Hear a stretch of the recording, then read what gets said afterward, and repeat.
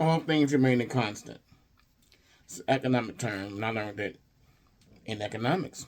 Saying, hey, if these set of factors happen, and these set of factors happen, all things remain constant. When everything staying the way they are, but we add this or we take away that, this will be the outcome. But when things don't stay constant, this will be the outcome. So here's what happened. November 5th, everybody went and voted for a person that told you he's going to make the economy great. In doing so, at the same time, he's telling you that nobody black is worthy of anything. Because if in your position is DEI, you got there by the goodness, which is funny. You got there by the goodness of a white person who adhered to some DEI standard. You just there for a quota. The fact that you studied, the fact that you probably at the top of your class, the fact that you are there makes you DEI, which is telling. Because what they are saying, in essence, is that they wouldn't have hired you regardless. And if I didn't have to hire you, I wouldn't. So you're kind of tolling yourself in doing that.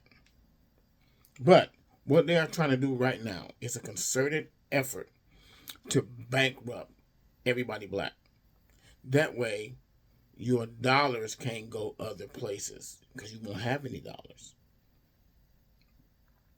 That's the constant that those so-called black Republicans didn't count on. Everything will be fine if you roll back DEI and you actually done it by merit. Everything will be fine if I didn't earn my position, or if you just saw me as an equal, that I'm just here because I've earned it. Everything would remain constant. But since nothing remained constant, because you said just my blackness alone, God forbid I'm a black and a woman, but my blackness alone makes me unqualified. Doesn't matter how long I've been doing this. They just accepted Pete Hegseth. And this guy never ran a Boy Scout troop. And now he's going to be he's Secretary of Defense. That's the epitome of what a DEI person is, because you didn't earn anything. I'm afraid now that American security can be given to Russia for a fifth of vodka.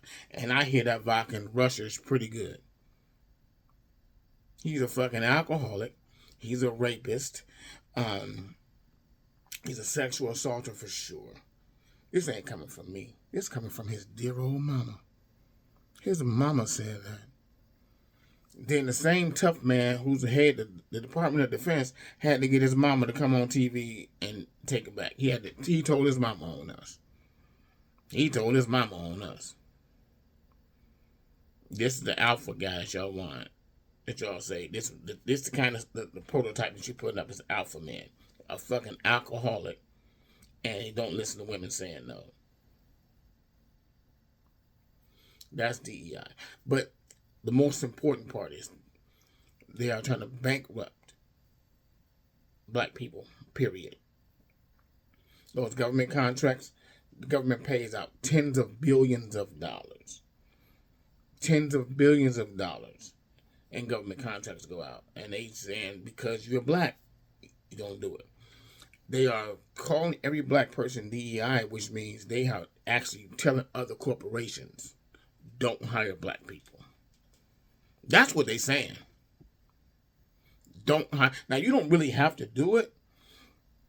You know what I'm saying? Because, most of the things were put in place because you wasn't doing it. You wouldn't even give a guy a look. It didn't make a difference. Let me tell you a personal story. I was working at the Gap, and they would have these seasonal supervisor positions.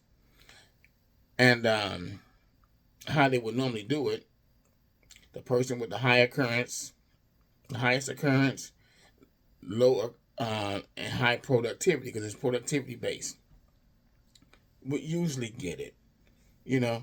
So my productivity my productivity was always high. For one thing, my ego wouldn't let it not be high, and second of all, I'm a hard worker, and my occurrences were very low. So it came down between me and this other guy, right? I had been there longer than him. It shouldn't even been a conversation. Should have been a conversation. So needless to say, they gave it to him. So I go into an interview, because when you don't get it, they give you an interview to tell you to try again next time and all that bullshit. So I say, listen, man, I was wondering, why didn't you choose me? I said, my productivity is the highest everybody's in here. In my department, it was. With the highest than everybody back here. Definitely higher than his. I had a college degree. So he couldn't beat me on. So what I did was I knocked it down. He didn't beat me on productivity. He didn't beat me on education. He didn't beat me on occurrences because I didn't have any occurrences, meaning calling off or leaving. Didn't have any of those. He had all. So I said, so what did you use? And he looked at me and said, all I can tell you, man, is, put it in again next year, man, and we'll see what we can do next year. So I said, okay, that's your answer to my questions. I went in there with a well thought out question. Hey, man, I'm leading here. I'm leading here. I'm leading here.